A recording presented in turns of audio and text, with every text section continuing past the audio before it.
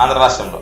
గుంతకల్ నియోజకవర్గంలో ఎవరైతే ఎమ్మెల్యే అవుతారో ఆటోమేటిక్ గా వాళ్ళు రూలింగ్ లోకి వచ్చేస్తారనేది ఒక సెంటిమెంట్ అనమాట. సో శ్రీ కసాపురం నెట్టికంటి ఆంజనేయ స్వామి వారి పాదాల చెంత నుంచి ఒక ఎమ్మెల్యేని పంపిస్తే ఆటోమేటిక్ గా ప్రభుత్వం మాదే ఉంటుంది అనేటువంటి ఆలోచనతో కష్టపడి పనిచేసినాం.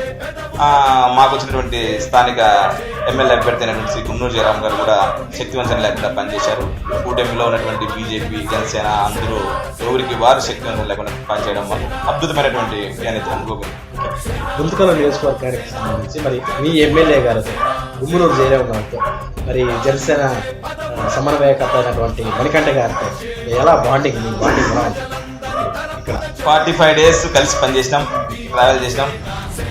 అనకూడదు, ఫస్ట్ లో వచ్చేకి ముందు రకరకాల అపోహలు అయితే ప్రజల్లోనూ నాయకుల్లోనూ అందరిలోనూ అయితే వచ్చిన మాట అయితే వాస్తవం. కానీ మేము కూడా ఏందో ఎట్లుంటాడని చెప్పి అనుకున్నాం. కానీ వచ్చిన తర్వాత మేము ఆయనతో కలిసి జర్నీ చేసిన తర్వాత చాలా హ్యాపీగా అనిపించింది.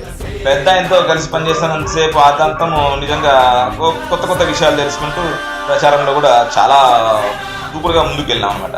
ఒకనో టైంలో ఆయన గురించి దుష్ప్రచారాలు చేస్తున్నప్పుడు కూడా చాలా మంది వైసీపీ వాళ్ళు కానీ గిట్టని వాళ్ళు కానీ చేసినప్పుడు కూడా నేను కూడా చాలా వరకు నా ప్రసంగాల్లో మైక్ పెట్టుకుని తిప్పికొట్టడం జరిగింది. పెద్దాయన కూడా పాపం చాలా బాండింగ్తో ఆత్మీయంగా పిలిచి మాట్లాడతాడు. నాకు కూడా ఆయన దగ్గరగా పనిచేసినప్పుడు నేను చూసిన బాగా.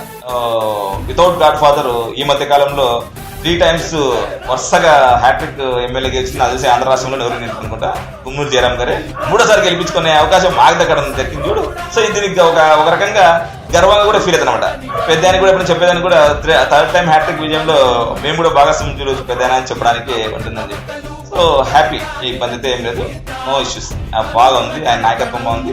రాబోయే రోజులు కూడా మేము అనుకునేది అదే. ఫస్ట్ మేమైతే ఏదైతే మాట్లాడుకున్నామో ఈ నియోజకవర్గం సంబంధించి అభివృద్ధి ఏం చేస్తామనేది అవన్నీ జరగాల అని చెప్పి నిత్యం చర్చించుకున్నాం. వరకు చాలా అద్భుతంగా మా ప్రయాణం సాగుతుంది.